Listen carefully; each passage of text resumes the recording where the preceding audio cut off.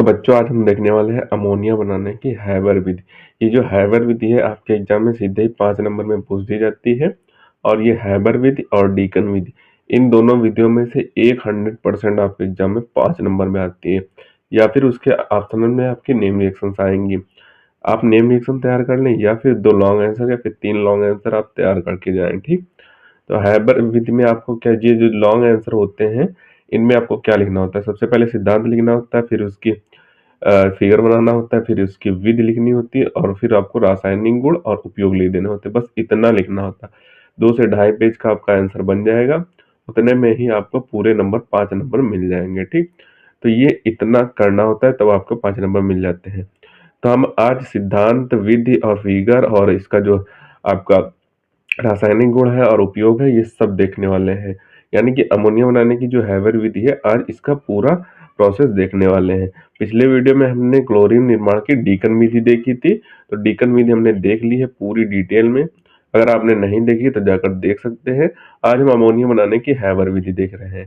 सबसे पहले इसके सिद्धांत को देखेंगे, उसके बाद इसके फिगर को देखेंगे, फिर उसकी इस फिगर से ही क्रिया विधि लिखी जाती है या फिर विधि बोले वो लिखी जाती है, तो वो विधि देखेंगे। उसके बाद हम इसके रासायनिक गुण और उसके बाद उपयोग देखेंगे। इतना ही आपको लिखना होता है, जो लॉन्ग आंसर होते हैं उसमें आपको इतना ही लिखना होता है। ठीक, तो सबसे पहले इसका सिद्धांत देख लेते हैं। तो यहाँ पे सिद्धांत में आपका दिया हुआ है कि यह अमोनिया बनाने की औद्योगिक तथा संश्लेषित विधि है। यानी कि जो अमोनिया बनाने की हैबर विधि है, ये अमोनिया बनाने की औद्योगिक तथा संश्लेषित विधि है।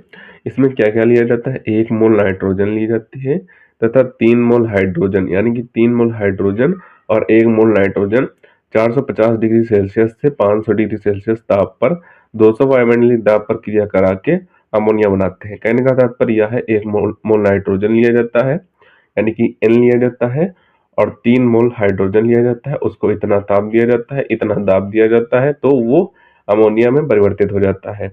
यह अपक्रिया फेरिक ऑक्साइड उत्प्रेरक तथा मॉलिब्डेनम उत्प्रेरक वर्धक यानी कि एमओ की उपस्थिति में अपक्रिया कराई जाती है। यानी कि इन उत्प्रेरकों की उपस्थिति में यह अपक्रिया कराई जाती है। अब हम इसकी रिएक्शन देख लेते हैं कि इसकी रिएक्शन कैसे बनेगी। यहाँ बोल रहा था कि 1 मोल नाइट्रोजन, तो हमने 1 मोल नाइट्रोजन ले लिया है, 3 मोल हाइड्रोजन, 3 मोल हमने हाइड्रोजन ले लिया है। उसके बाद बोल रहा था कि फेरिक ऑक्साइड यानी फेरिक ऑक्साइड उत्प्रेरक और मॉलिब्डेनम उत्प्रेरक वर्धक यानी कि एमओ 200 वायुमंडलीय दाब 200 वायुमंडलीय दाब 200 एटीएम उसे बोला जाता है। जब अपक्रिया कराई गई तो हमें अमोनिया प्राप्त हो गई। तो 2 मात्रा में हमें 2 मोल अमोनिया NH3 हमें प्राप्त हो गई। साथ में 22.4 कैलोरी आपकी मुक्त हो जाती है। ये ऊर्जा आपकी मुक्त हो जाती है 22.4 कैलोरी। ठीक, तो ये आपका अमोनिया बनाने की हैबर विधि का सिद्धांत हो जाएगा। इतना ही आपको सिद्धांत में लिखना होगा। उसके बाद आप फिगर बना के विधि लिख देंगे, फिर रासायनिक गुण लिख देंगे और उपयोग लिख देंगे, तो आपको पूरे नंबर मिल जाएंगे। फिगर आपको कुछ इस तरीके से बनाना है। यहाँ पे आपको फिगर में क्या क्या बनाना है वो देख लेते हैं।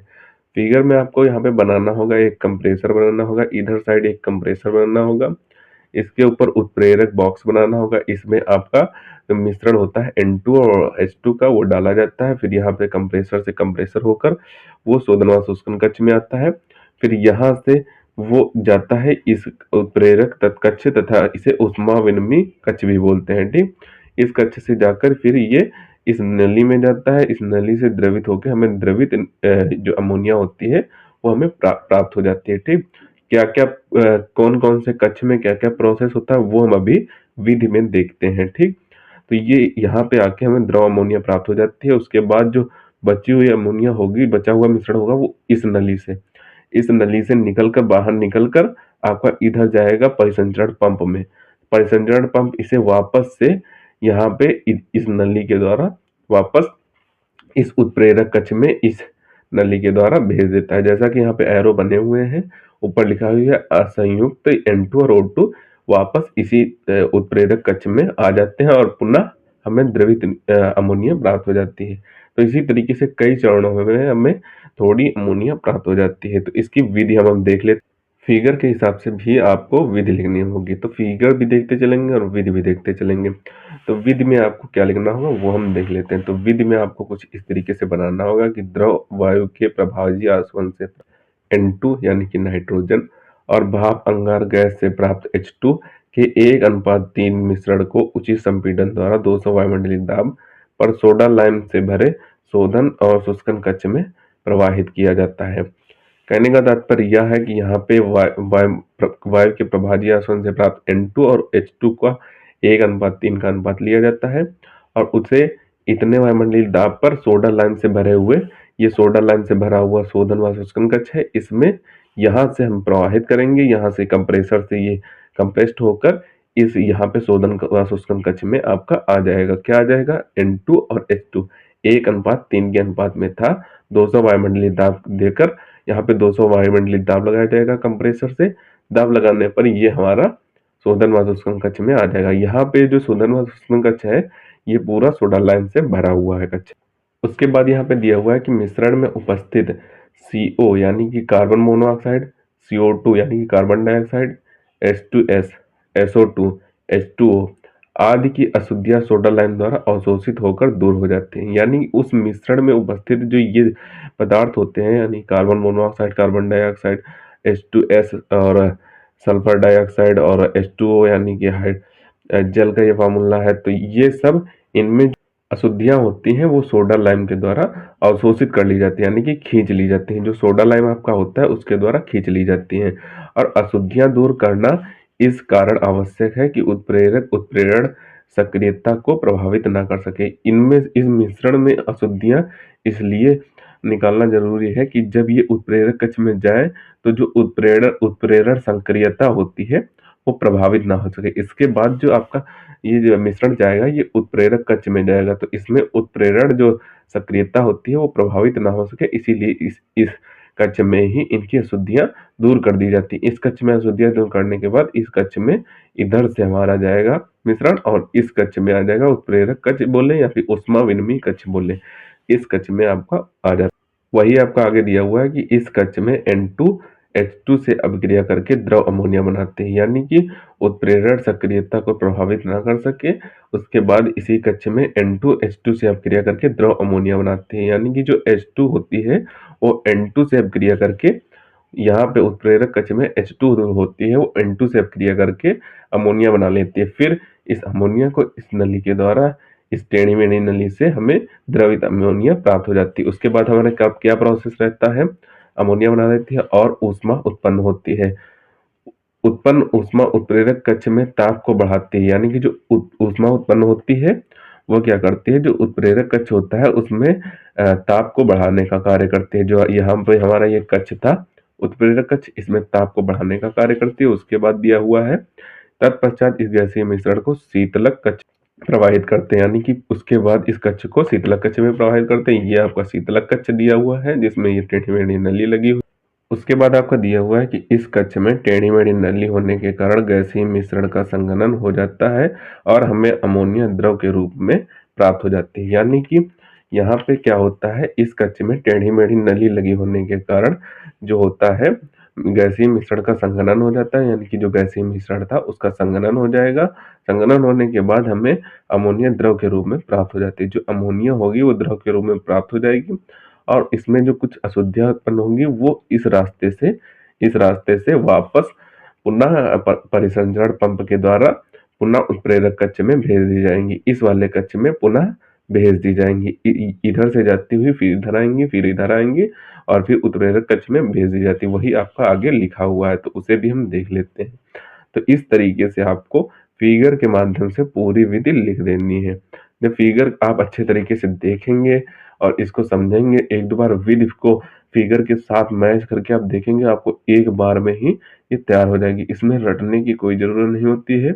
फिगर से आप समझते समझते अगर तैयार करेंगे आपको आसानी से तैयार हो जाएगा। एक दो बार आप बिना देखे अगर इसे लिख लेते हैं तो आपको सॉलिड 1 नंबर का तैयार हो जाएगा। ठीक, उसके बाद की विधि देख लेते हैं। तो पीछे हमें द्रव अमोनिया प्राप्त हो गया था। उसके बाद शेष बची N2 व H2 को परिसंचरण पंप के द्वारा उत्प्रेरक कक्ष में पुनः भेज देते हैं और द्रव अमोनिया को एकत्रित कर लेते हैं। कहने का तात्पर्य यह है कि जो हमें यहाँ पे द्रव अमोनिया प्राप्त हुई थी इसको यहाँ पे एकत्रित कर लेते हैं और जो बची हुई N2 और H2 होती है कुछ मात्रा में बच जाती है, वो इस नली के द्वारा परिसंचरण पंप के माध्यम से, इस परिसंचरण पंप के माध्यम से ये इस नली से होते हुए पुनः उत्प्रेरक कक्ष में आ जाती है, ठीक। और एक जो अमोनिया होती है उसे एकत्रित कर लेते हैं और इस विधि में हमें केवल 10% ही अमोनिया मिलती है, यानी कि जो मिश्रण है उसका 10% ही अमोनिया हमें मिलेगी। तो ये इसका फिगर और विधि हो जाएगी। अब हम इसके रासायनिक गुण देख लेते हैं कि कौन कौन से आपको रासायनिक गुण लिखने होंगे।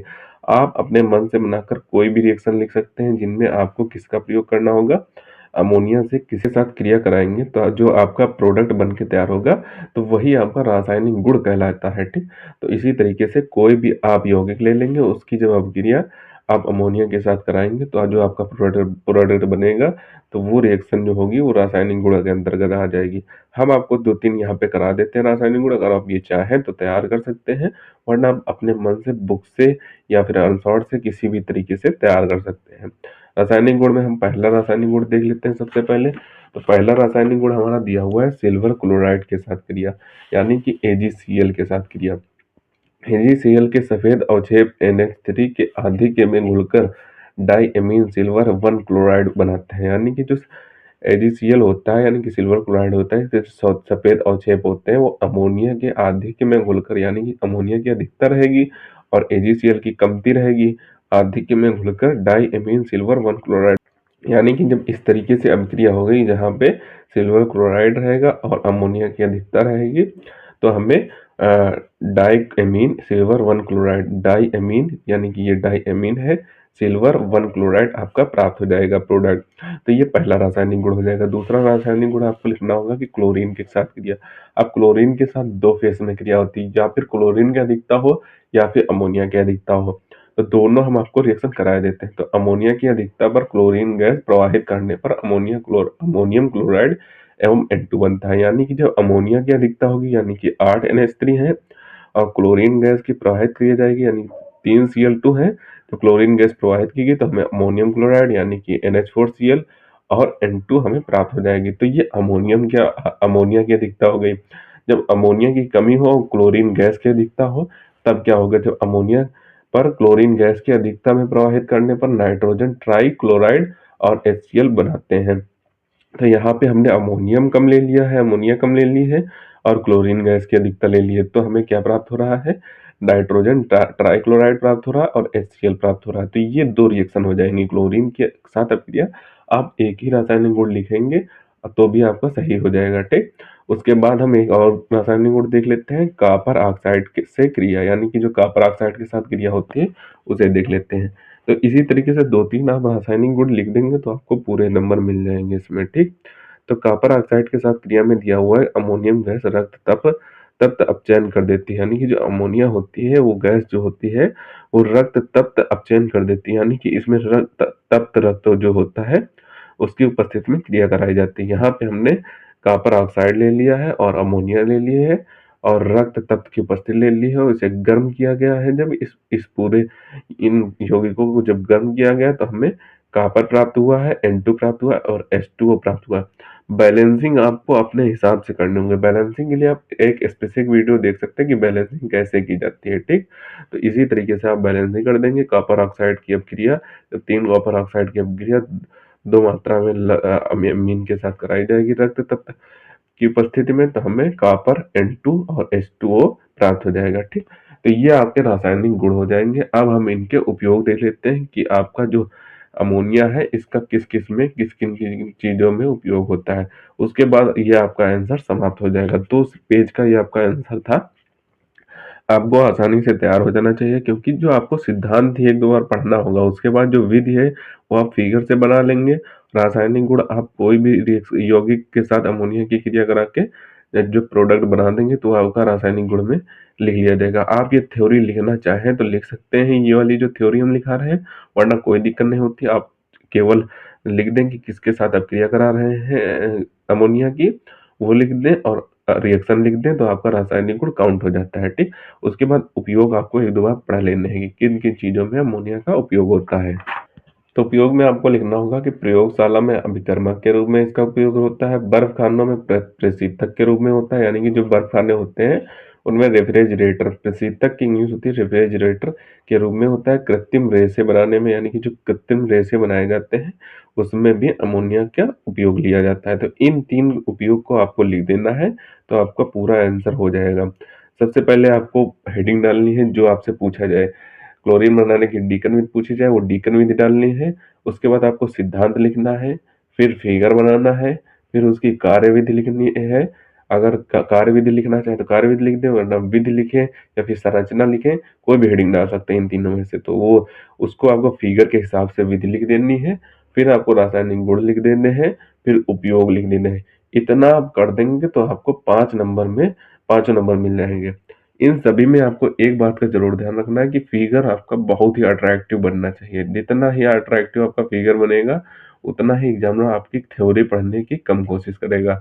थ्योरी में अगर आपकी एक दो मिस्टेक भी हो जाती है तो भी आपकी स्किप हो जाएंगी, अगर आपका फिगर बेहतर बना हुआ है। ठीक, इन बातों का आपको ध्यान रखना है। तब हम आपको एक एक करके सभी के स्क्रीनशॉट दिए देते हैं, आप स्क्रीनशॉट कर लें और इसे आपको अच्छे तरीके से तैयार कर लेना है। मोस्ट इंपॉर्टेंट आंसर है, आपके एग्जाम में बहुत बार आया है। हैबर विधि भी आई है और डीकन विधि भी आई है। इन दोनों में से आप दोनों को तैयार कर लें। ऑप्शनल में दोनों में से कोई फंस जाएगी तो आपको कर देना है, वरना आप नेम रिएक्शन सारी तैयार करें, जितनी 40 नेम रिएक्शन है वो तैयार करें। ठीक, तो हम एक एक करके सभी के आपको स्क्रीनशॉट दिए देते हैं, आप स्क्रीनशॉट कर लें और इसे आपको अच्छे तरीके से तैयार कर लेना है। तो सबसे पहले आप इतने पार्ट का स्क्रीनशॉट कर लें, उसके बाद इस रिएक्शन का स्क्रीनशॉट कर लें। उसके बाद आप यहाँ पे ये जो फिगर दिया हुआ है इसका स्क्रीनशॉट करें, क्योंकि इसके बाद आपको फिगर ही बनाना होगा। तो फिगर है इसका आपको बनाना होगा। तो हम इसको छोटा किए देते हैं ताकि आपका स्क्रीनशॉट हो जाए अच्छे से, पूरा फिगर एक ही में स्क्रीनशॉट हो जाए। तो इसे आपको स्क्रीनशॉट कर लेना है। अब आप यहाँ पे विधि का यहाँ पे स्क्रीनशॉट कर लें। तो यहाँ पे विधि दी हुई है, इसका स्क्रीनशॉट कर लें। बची हुई विधि का स्क्रीनशॉट कर लें। तो ये जो विधि है, ये जो आपकी विधि है, इसको आप संरचना हेडिंग डाल के भी कर सकते हैं, क्रिया विधि हेडिंग डाल के भी कर सकते हैं, किसी भी प्रकार से कर सकते हैं। लेकिन इसको आपको तैयार करने का बेस्ट मेथड है कि आपको फिगर से इसको रिलेट करना होगा। जब आप इसको फिगर से रिलेट करने लगेंगे, इस फिगर से करने लगेंगे, तो आपको विधि लिखने में कोई भी दिक्कत नहीं होगी। और जितना भी आपका अट्रैक्टिव फिगर बना होगा और विधि लिखी होगी, आप सिद्धांत विधि जितना भी अट्रैक्टिव लिख देंगे उतने आपको अच्छे नंबर मिल जाएंगे। ठीक, इसके बाद आपको रासायनिक गुण और उपयोग लिख देने होंगे। तो रासायनिक गुण और उपयोग के भी आपको स्क्रीनशॉट दिए देते हैं। तो यहाँ पे सबसे पहले आप बची हुई विधि का स्क्रीनशॉट कर लें। अब यहाँ पे इतने रासायनिक गुण का स्क्रीनशॉट करें, बचे हुए रासायनिक गुणों का स्क्रीनशॉट कर लें और जो नीचे रासायनिक गुण दिया हुआ है उसका भी स्क्रीनशॉट कर लें। अब हम आपको उपयोग के स्क्रीनशॉट दिए देते हैं, जो उपयोग दिए हुए हैं आपके उनके स्क्रीनशॉट आपको दिए देते हैं। तो आप यहाँ पे उपयोग का स्क्रीनशॉट कर लें। तो इसे आपको तैयार करने के लिए इसे आप एक दो बार पढ़ेंगे, उसके बाद बिना देखे आप रफ कॉपी में लिख लेंगे, फिगर बनाएंगे बिना देखे, तो ये आपको आसानी से तैयार हो जाएगा। विधि तैयार करने का सबसे बढ़िया मेथड है कि आप उसे फिगर से रिलेट कर लें, यानी कि एक दो बार फिगर से इसे रिलेट करेंगे, फिगर भी आपको तैयार हो जाएगा, विधि भी तैयार हो जाएगी। इसको तैयार करने की कोई जरूरत नहीं होती है, केवल आपको सिद्धांत पढ़ना होगा, पढ़ के एक दो बार कॉपी में बिना देखे लिखना होगा। रासायनिक गुण तैयार करने होंगे, उसे बिना देखे लिखना होगा। उपयोग तो आप एक दो बार पढ़ेंगे तो आपको तैयार हो जाएंगे। सिद्धांत और रासायनिक गुण अगर आप तैयार कर लेते हैं तो पूरा आंसर आपको बहुत ही आसान शब्दों में तैयार हो जाएगा, आसानी से तैयार हो जाता है। तो एक दो बार इसकी प्रैक्टिस कर लें अपनी रफ कॉपी में। एग्जाम देने से पहले आपको डीकन विधि और हैबर विधि तैयार करके जाना है 100%। ये आपके एग्जाम में बहुत बार पूछी गई लॉन्ग आंसर है, तो इन्हें आप अच्छे तरीके से तैयार कर लें। मिलते हैं किसी नए वीडियो में नए टॉपिक के साथ, तब तक के लिए धन्यवाद। और अगर अभी तक आपने हमारे इस चैनल को सब्सक्राइब नहीं किया है तो सब्सक्राइब जरूर कर लें, क्योंकि हम इसी तरीके से क्लास 12 से रिलेटेड इंपॉर्टेंट टॉपिक पर वीडियो डालते रहते हैं।